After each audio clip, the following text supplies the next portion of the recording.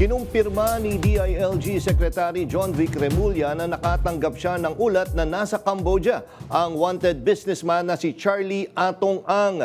Yan ang umarangkadang balita ni JM Pineda. Higit isang linggo na nang ilabas ng korte sa Laguna ang arrest warrant laban sa negosyanteng si Charlie Atong Ang. Kaugnay yan ang mga kaso ng mga nawawalang sabungero sa iba't ibang parte ng bansa. Naglunsad ng malawakang manhunt operation ng PNP at ang NBI sa mga lugar na posibleng pinagtataguan ng puganteng businessman. Itinuturing na rin siyang most wanted sa Pilipinas at may patong pa na 10 milyong piso sa ulo. Pero ngayon, muling nagpakawala ng impormasyon ang whistleblower sa kaso ni Ang na si Julie Dondon Patidongan na makakatulong maituro kung saan nagkukubli ang negosyante. Apparently, nung nag-exodus ang Pogo rito, pumunta sa Cambodia.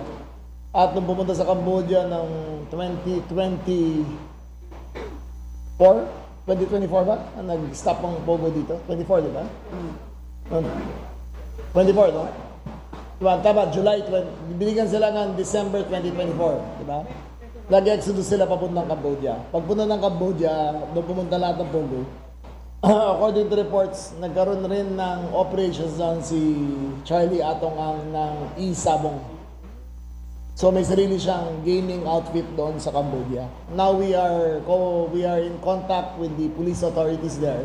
Nag-coordinate ng ating PNP para makukuha ng more solid information. Ang impormasyon na yan ay kinukumpirma umano ng pamahalaan sa Cambodia para malaman kung totoo bang nagtatago si Ang sa kanilang bansa. Wala pang nagpapakita ng solid proof na doon siya.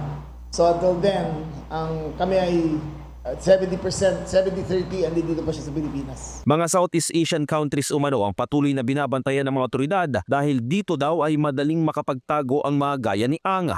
Nakakatanggap rin daw sila ng mga tips mula mismo sa mga bodyguard ng negosyante mula pa nung inilabas ang arrest warrant ito.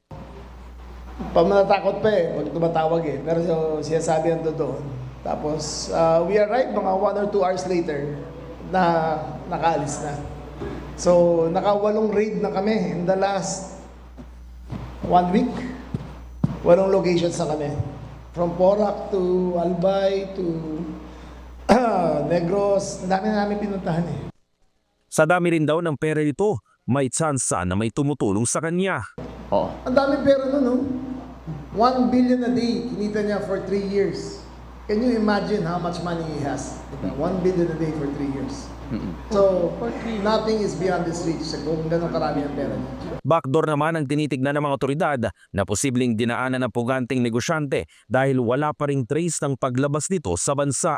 Ako si JM Pineda ng PRTV News, nagseserbisyo para sa Pilipino.